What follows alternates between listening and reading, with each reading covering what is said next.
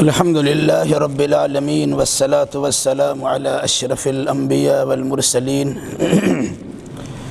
نبينا محمد وعلى آله وأصحابه أجمعين. أعوذ بالله من الشيطان الرجيم. بسم الله الرحمن الرحيم. ووهبنا لداود سليمان نعم العبد إنه أواب إذ عرض عليه بالعشي الصافنات الجياد فقال إني أحببت حب الخير عن ذكر ربي حتى توارت بالحجاب ردوها علي فاتفق مسحا بالسوق والأعناق.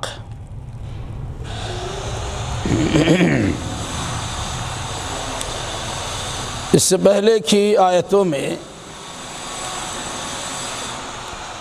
حضرت داؤد علیہ السلام کا تذکرہ ہوا تھا کہ اللہ نے انہیں نبوت و رسالت کے ساتھ ساتھ حکومت و بادشاہت بھی عطا کی تھی،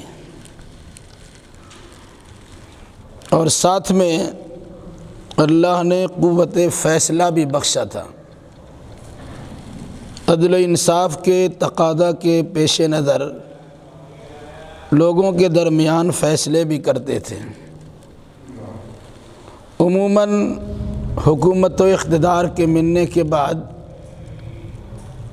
انسان کا ذہن و دماغ عرش معلیٰ پہ پہنچ جاتا ہے، لیکن انبیاء و مرسلین اور متقی و صالحین حضرات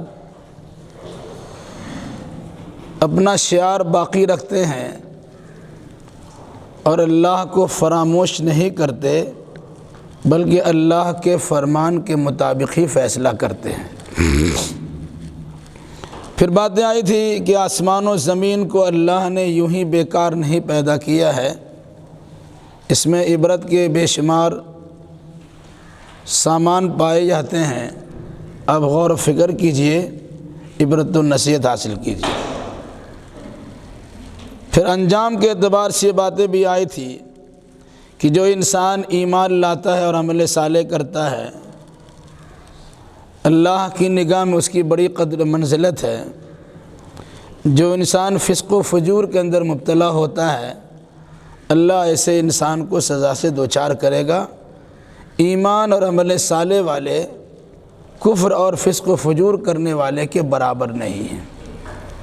اور بالکل اخیر میں بات آئی تھی کہ اللہ نے قرآن مقدس کو بابرکت کتاب کی حیثیت سے نازل کیا ہے، تو صرف اس سے تبرک ہی حاصل نہ کیا جائے، بلکہ اس کی آیتوں میں غور و فکر کیا جائے. اور جس کے پاس عقل ہوگی وہ ضرور اللہ کی آیتوں میں غور و فکر کر کے اپنے آپ کو اللہ کا مقرب بندہ بنا سکتا ہے. پھر اس کے بعد کی آیتوں میں حضرت داؤد کا ہلکا تذکرہ اور پھر حضرت سلیمان علیہ السلام کا مفصل ذکر ہے. وَوَهَبْنَا لِدَاؤُودَ سُلَيْمَانَ، جس داؤد علیہ السلام کا تذکرہ اس سے پہلے ہو چکا ہے، اسی داؤد کو ایک ہونہار لڑکا سلیمان کی شکل میں عطا کیا ہم نے. نعم العبد، جو بہترین بندہ تھے. اس سے پہلے بات آ چکی ہے، اللہ اگر کسی انسان کو عبد کہتا ہے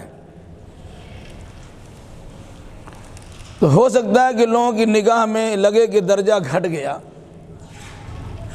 لیکن حقیقت میں عبد کہہ کے اللہ نے ان کا درجہ بڑھایا ہے. جہاں جہاں قرآن میں عبدیت کا تذکرہ ہے، وہاں اونچے مقام کا ہی ذکر ہے. جیسے کہا الحمدللہ الذی انزل علی عبدہ الکتاب، ہر طرح کی تعریف اللہ کے لیے جس نے اپنے بندے پر کتاب اتاری، یعنی قرآن عطا کی. قرآن آخری کتاب ہے اللہ کی، تو جس کو یہ کتاب دی گئی وہ آخری نبی ہو گئے. کتنا بڑا مقام ہے.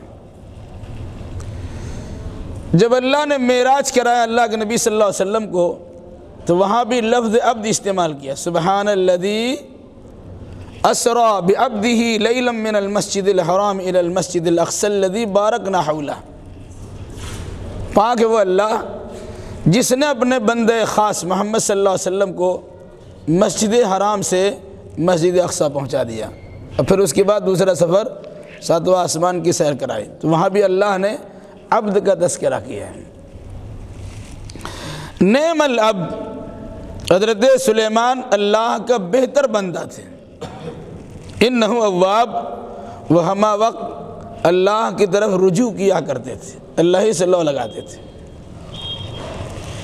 اس سے پہلے حضرت داؤد علیہ السلام کے بارے میں کہا کہ وہ اللہ کے نیک بندے تھے، اب ان کا بیٹا حضرت سلیمان ہے، اللہ نے ان کو بھی کہا یہ اللہ کے اچھے بندے ہیں۔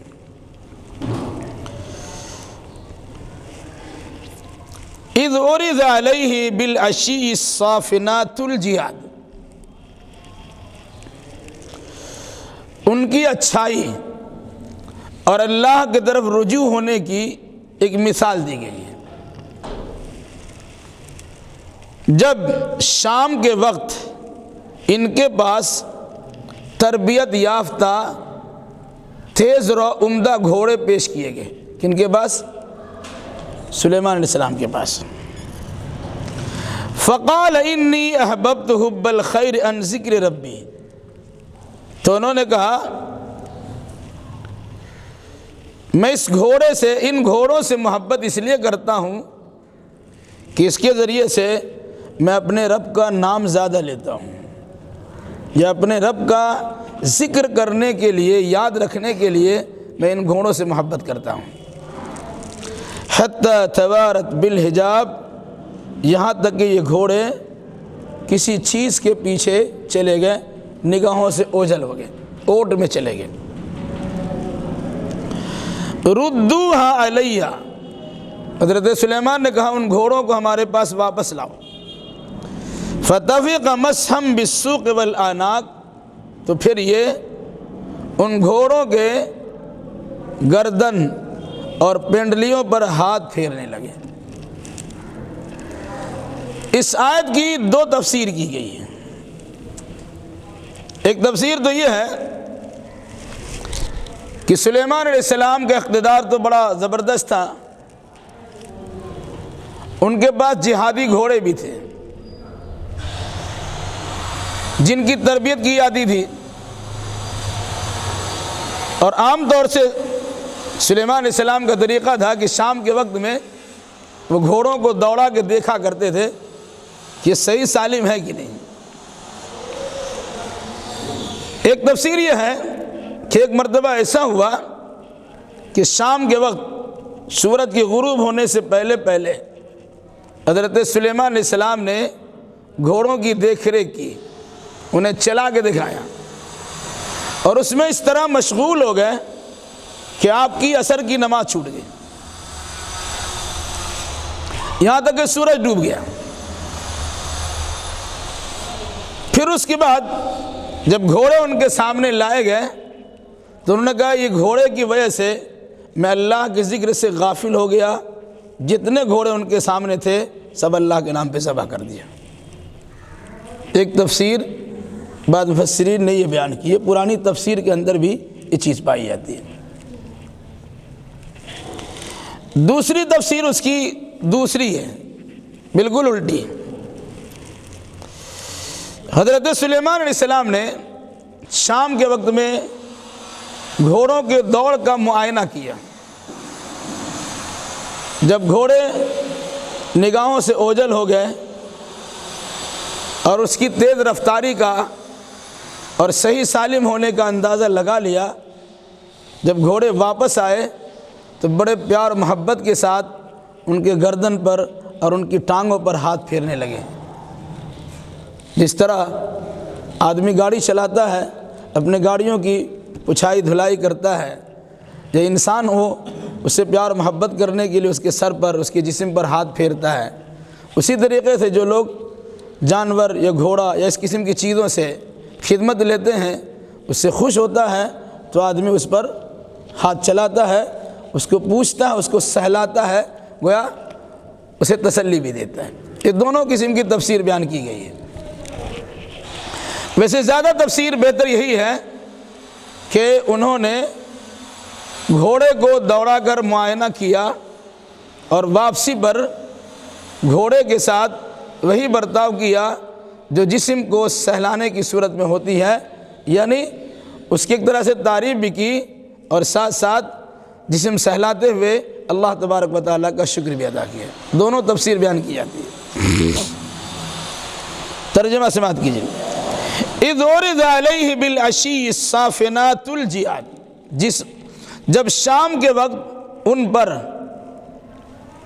تربیت یافتہ تیز رو عمدہ گھوڑے پیش کیے گئے۔ صافنات، صافن کی جمع وہ گھوڑا کہ جن کو دوڑایا جائے، تو دوڑانے سے پہلے گھوڑے کی تیاری اس طرح ہوتی ہے کہ ایک پاؤں اٹھائے ہوا 3 پاؤں کے زمین پر ہے، جو ہی حکم ملا دوڑ جائیں گے، اس کو صافن کہتے ہیں۔ اگر آپ نے دوڑ کا اور ریس کا کوئی دیکھا ہوگا، بچوں اسکولوں میں بھی بچے تیار رہتے ہیں، جہاں سیٹی بجتا دوڑ جاتے ہیں، اس کیفیت کو صافن سے تعبیر کیا گیا۔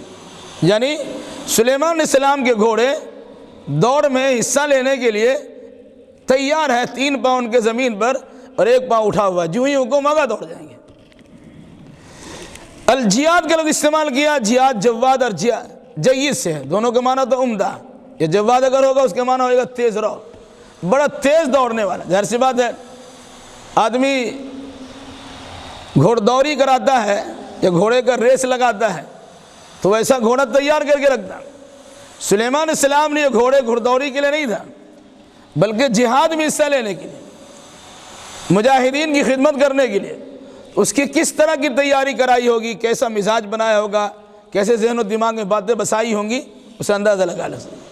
تو تربیت یافتہ تیز رو گھوڑے جب شام کے وقت میں حضرت سلیمان کے سامنے پیش کیے گئے تو انہوں نے کہا فقال انی احببت حب الخیر عن ذکر ربی۔ ایک ترجمہ یہ ہوگا کہ میں اللہ کے ذکر سے غافل ہو کر اس گھوڑے کی محبت میں مشغول ہو گیا۔ چنانچہ سورج ڈوب گیا، پھر جب انہیں لوٹایا گیا تو ان کی گردن اور ان کی کونچیں کاٹ دی، یعنی اللہ کے نام پہ اسے قربان کر دیا کہ ایسا گھوڑا ہم کو نہیں چاہیے جو ذکر الہی سے ہمیں دور کر دے۔ دوسرا ترجمہ ہوگا فقال انی احببت حب الخیر عن ذکر ربی، کہ میں ان گھوڑوں کی محبت اس لیے کرتا ہوں کہ میں اس سے اپنے رب کا نام لیتا ہوں، اعلاء کلمت اللہ کے لیے، جہاد کرنے کے لیے میں ان گھوڑوں کا استعمال کرتا ہوں، جس سے اللہ تبارک و تعالیٰ کا نام میں بار بار لیتا ہوں۔ اس مناسبت سے میں ان گھوڑوں سے محبت کرتا ہوں۔ حتی توارت بالحجاب، یہاں تک کہ کسی اوٹ میں چھپ گئے، پہاڑ کے پیچھے چلے گئے، تو ردوہا علیہا، انہیں میرے پاس واپس لاؤ، فتفقا مسحم بالسوق والآناق، تو پھر وہ ان کے گردن کو اور ان کی پینڈلیوں کو اپنے ہاتھ سے سہلانے لگے۔ دونوں صورت میں ایک بات یاد رکھیے، جو چیز اللہ کے ذکر سے انسان کو غافل کر دے اور جو چیز انسان کو اللہ کے ذکر کی طرف لگا دے، دونوں میں فرق ہے۔ اگر آپ دکانداری کے نتیجے میں، تجارت و کاروبار کے نتیجے میں، بیوی بچوں کے نتیجے میں اللہ کے یاد سے غافل ہو جائے تو ایسے بچے، ایسے کاروبار، ایسی تجارت، ایسی صنعت آپ کے پاس نہ ہو، یہی بہتر ہے، کیونکہ یہ سب چند روزہ زندگی ہے، باقی تو اللہ تبارک و تعالیٰ کا ذکر باقی رہنے والا ہے۔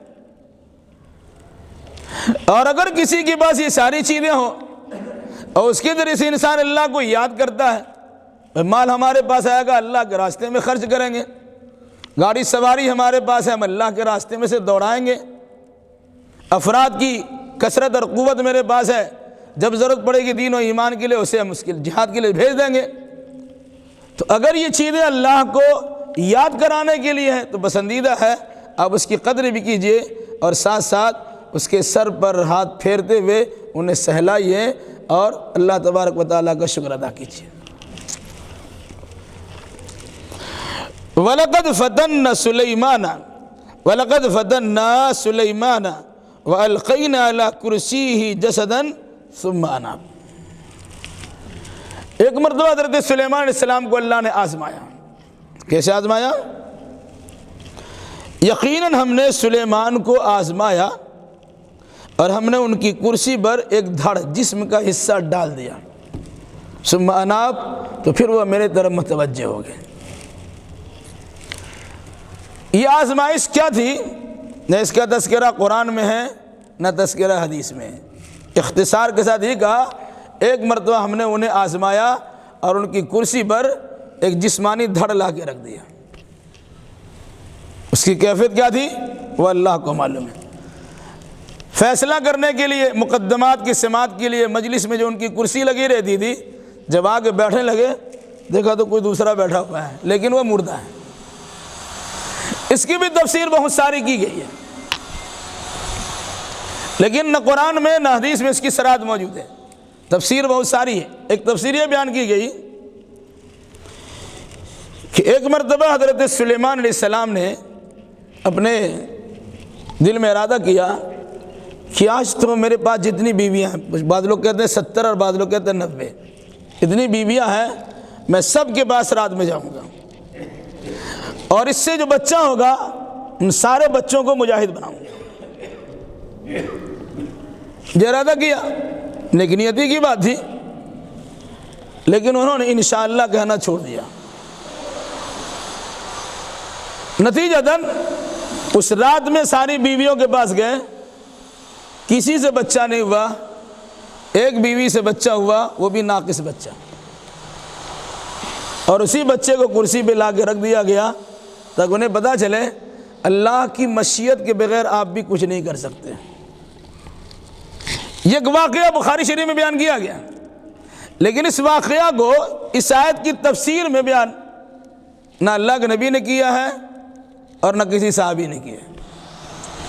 بعد کے مفسرین نے اس حدیث کو اس آیت کی تفسیر کے طور پہ پیش کیا ہے، جو کوئی ضروری نہیں ہے کہ اس کی تفسیر ہو، کیونکہ اللہ کے نبی صلی اللہ علیہ وسلم اس آیت کی تفسیر میں سے بیان کرتے تو بات سمجھ میں آتی ہے۔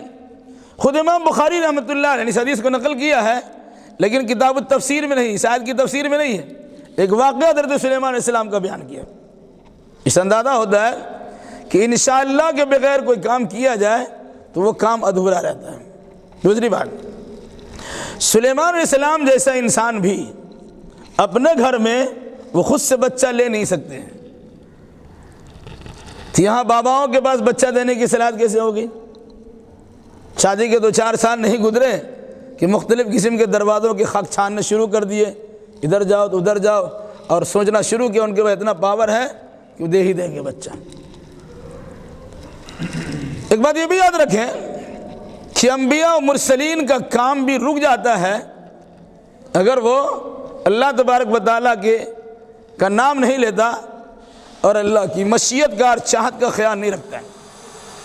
جیسے اسی واقعہ میں حضرت سلیمان علیہ السلام نے کہا جو بچے پیدا ہوں گے ہم سب کو مجاہد بنا دیں گے، دین کی خدمت میں یا جہاد میں لگائیں گے، لیکن انشاءاللہ نہیں کہا تو ان کے بچے ہوئے نہیں، ایک ہوا بھی تو ناقص الخلقت، وہ گر گیا یا خراب ہو گیا، یعنی مرا ہوا پیدا ہوا۔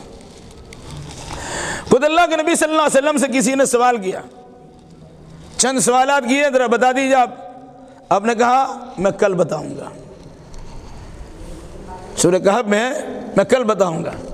اللہ کے نبی صلی اللہ علیہ وسلم نے انشاءاللہ نہیں کہا، نتیجہ کیا ہوا کہ 15 دن اور 1 مہینہ اللہ کے نبی صلی اللہ علیہ وسلم ٹھہرے رہے، آپ کے پاس نہ وحی آئی نہ اس کی اطلاع ملی نہ لوگوں کو بتا سکے۔ لوگوں نے کہنا شروع کیا کیا ہوا، آپ کو کل آ ہی نہیں رہا۔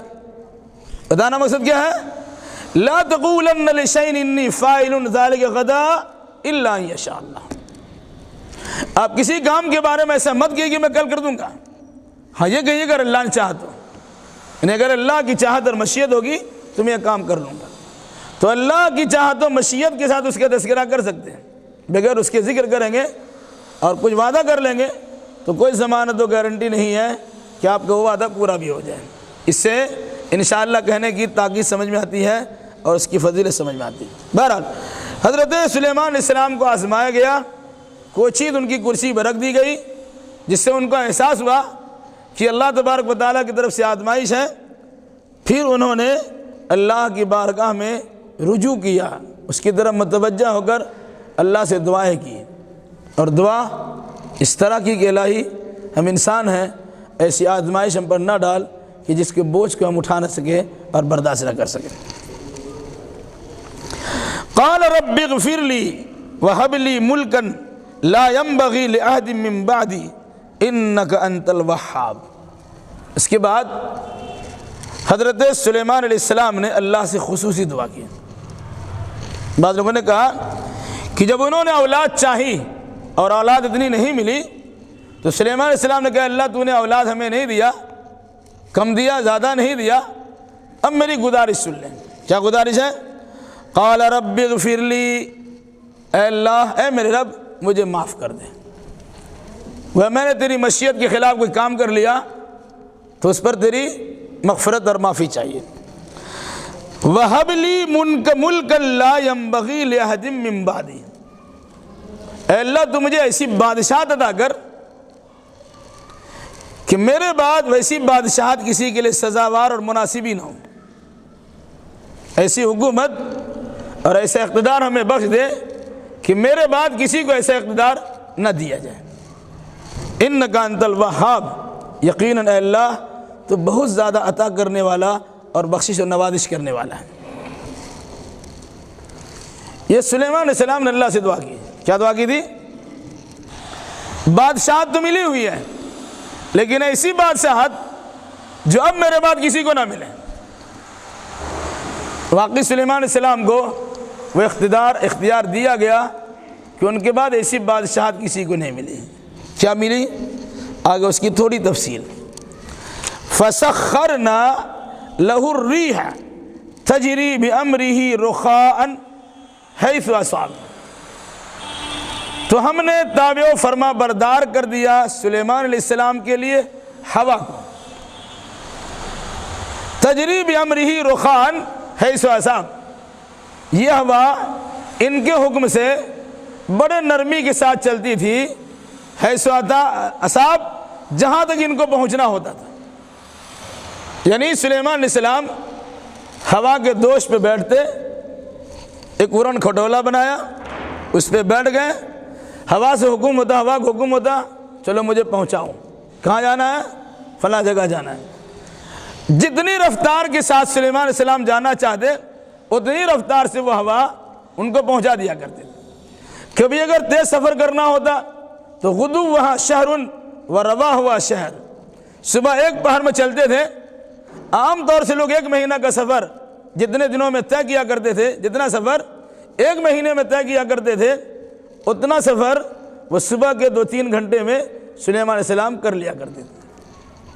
اسی طریقے سے شام کے وقت میں ان کا پھر دورہ ہوتا یا واپس آنا ہوتا تو 1 مہینے کا سفر، 1 مہینے کی مسافت جتنے دنوں میں طے کر لیا کرتے تھے سلیمان علیہ السلام اس ہوا کے ذریعے سے وہ چند گھنٹوں یا منٹوں میں کر لیا کرتے تھے۔ تو ہوا پر حضرت سلیمان کی حکمرانی ہوئی، ہوا کو حکم ہوا لے چلو، ہوا کو حکم ہوتا رک جاؤ، ہوا کو حکم ہوتا آہستہ چلو، ہوا کو حکم ہوتا تیز چلو۔ جس طرح چلنے کی کیفیت سلیمان علیہ السلام کی چاہت ہوتی تھی ہوا اسی انداز سے چلتی تھی۔ یہاں کہا رخان، بڑی نرمی کے ساتھ۔ اگر کہیں نرمی کے ساتھ آہستہ جانے کی نوبت ہے تو آہستہ ہے، کہیں تیز رفتار جانے کی نوبت ہے تو تیز رفتار چلتی تھی۔ دوسری چیز وَالشَّيَاطِينَ كُلَّ بَنَّاءٍ وَغَوَّاصٍ، شیطانوں کو بھی تابع و فرما بردار بنا دیا تھا، جو سب کے سب بہترین تعمیر کرنے والے اور سمندر میں غوطہ لگا کر موتی نکالنے والے تھے۔ شیطان تو شیطانی کرتا ہے۔ سلیمان علیہ السلام نے جب اللہ سے دعا کی تو شیطانوں کو بھی سلیمان علیہ السلام کے تابع کر دیا گیا۔ کیسے تابع ہو گیا؟ جو شیطان کام کے لاکھ ہیں، کچھ شیطان تو ہمیشہ شیطانی کرتے ہیں،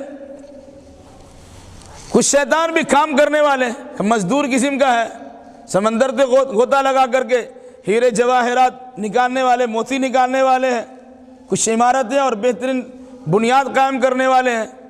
ان سارے شیطانوں کو اور جناتوں کو سلیمان علیہ السلام کے تابع فرما بردار کر دیا گیا۔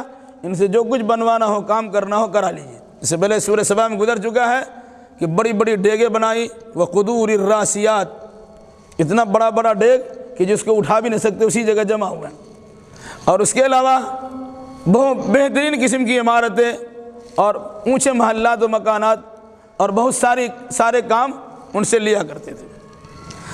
وآخرین مقرنین فی الاصفاد، کچھ جنات و شیطان سرکش تھے، تو اللہ تبارک و تعالیٰ نے سلیمان کو اختیار دیا علیہ السلام، ان کو اختیار دیا کہ ان سرکش جنات اور شیطان کو زنجیروں میں جکڑ دیے، ان کو باندھ دیا، بیڑی لگا دیا، زنجیر میں جکڑ دیا کہ تم اس سے نکل ہی نہیں سکتے ہو۔ یہ دعا کی تھی کہ اللہ ایسی حکومت دے کہ میرے بعد کسی کے لیے مناسب نہ ہو۔ گویا جنات بھی حکمرانی، شیطان بھی حکمرانی، انسان بھی حکمرانی اور بہت ساری مخلوقات بھی حکمرانی حضرت سلیمان علیہ السلام کو دی گئی ہے۔ یہاں پر ایک حدیث یاد رکھیے، عام طور سے بہت مشہور ہے کہ بہت سے مولوی حضرات جو عامل ہوتے ہیں، عالم تو نہیں ہوتے، وہ عامل ہوتے ہیں، ان کے پاس علم نہیں ہوتا لیکن وہ عمل کرتے ہیں، اس عمل کے نتیجے میں جنات کو قبضہ میں کرتے ہیں اور اس سے اپنا الو سیدھا کرتے ہیں اور مطلب نکالتے رہتے ہیں۔ ایسا ہو سکتا ہے شاید کہ شیطان اس کے عقیدے کو بھٹکا دیا، وقتی طور سے کا کام کر دیں، ہو سکتا ہے، لیکن یہ کام حرام ہے۔ کسی جنات کو اپنے قبضے میں نہیں کر سکتے، اسے موکل بنا کے نہیں رکھ سکتے۔ کیوں؟ ایک بار اللہ کے نبی صلی اللہ علیہ وسلم نے ایک شیطان اور جنات کو پکڑا اور مسجد نبی کے پیلر میں اسے باندھ دیا، اور کچھ دیر کے بعد آپ نے اس کو کھول دیا اور فرمایا میرے بھائی سلیمان علیہ السلام کی خیرت مجھے یاد آ گئی۔ انہوں نے دعا کی تھی کہ اللہ مجھے ایسی بادشاہت عطا فرما جو میرے بعد کسی کے لیے مناسب نہیں۔ تو سلیمان علیہ السلام کی حکومت تھی جنات پر، اگر ہم جنات کو اس طرح باندھ لیں گے تو گویا ہم نے اس پر حکمرانی کر دی، اس مناسبت سے میں اسے مناسب نہیں سمجھا اور اسے چھوڑ دیا، ورنہ وہ دیوار سے اور پیلر سے بندھا ہوا رہتا اور مدینہ کے بچے اس سے کھلواڑ کر سکتے تھے۔ اس مطلب کیا ہوا کہ شیطان و جنات کو آپ قبضہ میں نہیں کر سکتے ہیں۔ اگر کوئی قبضہ میں کرنے کا دعویٰ کرتا ہے تو اللہ اس کے رسول کے فرمان کے خلاف عقیدہ بھی رکھتا ہے اور اللہ اس کے رسول کے فرمان کے خلاف وہ عمل بھی کرتا ہے۔ تو آخرین مقررین فی الاصفاد، دوسرے شیاطین و جنات جن کو سلیمان علیہ السلام نے بیڑیوں میں یا زنجیروں میں جکڑ کے رکھا تھا۔ ھذا طاعنا فمن او امسک بغیر حساب، حضرت سلیمان کو مخاطب کرتے ہوئے اللہ نے کہا یہ ہماری نوازشات ہے، یہ ہمارا عطیہ، ہماری جانب سے تحفہ ہے بغیر حساب کے، تم چاہو تو اس کے ذریعے سے کسی پر احسان کرو اور چاہو تو اسے اپنے پاس ہی روک کے رکھو، تم پر کوئی پکڑ نہیں۔ مراد بہت ساری چیزوں پر حکمرانی سلیمان علیہ السلام کو عطا کی گئی، تو اللہ نے کہا ہم نے تم کو بہت کچھ دے دیا ہے۔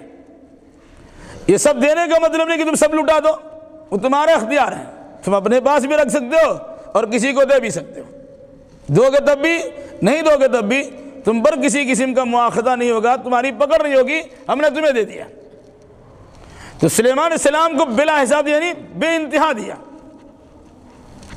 بڑی حکومت ادا کی، انسان پر حکومت ہے، جنات پر حکومت ہے، چرند پرند پر حکومت ہے، اب چونٹی کی بولی سمجھ رہے ہیں، پرندوں کی بولی سمجھ رہے ہیں، ہواؤں پہ آپ کی حکومت ہے۔ یہ بہت بڑا معاملہ تھا۔ اللہ نے کہا یہ ساری چیزیں ہم نے آپ کو عطا کی ہے اور وہ بھی بلا حساب، جس طرح چاہے آپ لیجئے، آپ اسے روک لیجئے گا تب بھی آپ پر پکڑ نہیں ہے، آپ سب کو کسی کو دے بھی دیجئے گا تب بھی آپ پر پکڑ نہیں، یعنی آپ کا اختیار ہے، آپ جس طرح چاہے اس کا استعمال کیجئے، جس سے حضرت سلیمان علیہ السلام کے اقتدار کا اور ان کی حکومت کی بڑائی کا اندازہ لگایا جا سکتا ہے۔ لیکن اس کے باوجود حضرت سلیمان کی صفت کیا بیان کی؟ وہ اللہ کا بندہ ہے، وہ اپنے آپ کو آقا نہیں سمجھتے، وہ بندہ ہی سمجھتے ہیں، وہ ہمہ وقت اللہ کی طرف رجوع کرتے ہیں، یعنی اللہ ہی تبارک و تعالیٰ سے لو لگاتے ہیں اور اپنی غلطیوں پر اشک ندامت بہا کر اللہ تبارک و تعالیٰ سے بار بار معافی کے طلبگار بھی ہوتے ہیں۔ وَإِنَّ لَهُ عِندَنَا لَزُلْفَىٰ وَحُسْنَ مَآبٍ، اور یقیناً ان کا ہمارے پاس تقرب خاص ہے اور عمدہ مقام ہے۔ نبیوں کا درجہ تو اللہ تبارک و تعالیٰ کے یہاں بہت ہے، لیکن بعض نبیوں کو اللہ نے دنیاوی اعتبار سے بھی اقتدار عطا کیا ہے۔ حضرت سلیمان علیہ السلام، ان کے بعد حضرت داؤد علیہ السلام، پھر اللہ کے نبی محمد صلی اللہ علیہ وسلم جنہیں مدینہ کی ریاست دی گئی وغیرہ ذالک۔ تو نبوت اور رسالت کے ساتھ ساتھ اللہ تبارک و تعالیٰ نے انہیں دنیاوی اعتبار سے حکومت و بادشاہت بھی عطا کی تھی، لیکن اس بلندی کے مل جانے کے بعد بھی نبی کی ذات سے کبھی یہ توقع نہیں کی جا سکتی کہ انہوں نے کبھی اللہ کی خلاف ورزی کی ہوگی۔ ہاں کبھی غفلت ہلکی پھلکی غفلت آ جائے تو فوراً وہ اللہ کی بارگاہ میں رجوع کرتے ہیں اور اپنی کوتاہیوں برش کی ندامت بہا کر اللہ تبارک و تعالیٰ سے معافی کے طلبگار بھی ہو جاتے ہیں۔